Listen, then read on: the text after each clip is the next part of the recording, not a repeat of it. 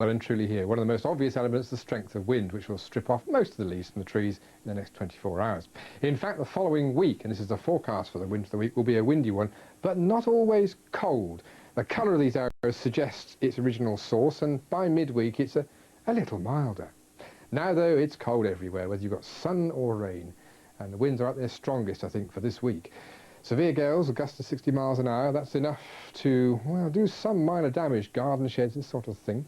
Northern and western Scotland at the moment, but it will drift south. This evening, Northern Ireland and North West England are at risk. And of course, whatever the thermometer says, it feels cold. So that's our current position. As I say, the winds will strengthen for Northern Ireland, for North West England in particular. Gusts of 50 or 60 miles an hour are likely during this evening.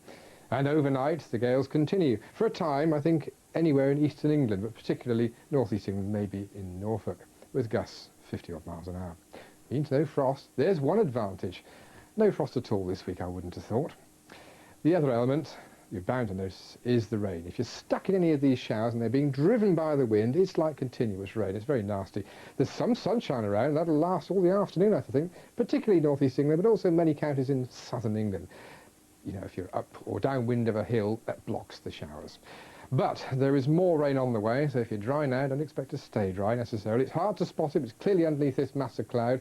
Two elements to bring the rain in tonight, both coming down more or less from the west or northwest. So we've got rain tonight, along with the winds for Northern Ireland and Northern England, and maybe the North Midlands as well, and coming into the southwestern Wales.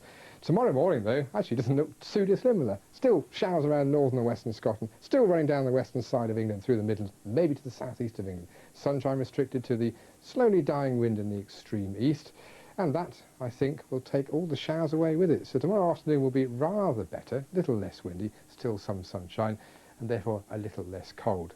But not until Wednesday does it feel a little milder, at least for the southern half of the UK. Some brightness, but there's still rain in much of northern Britain.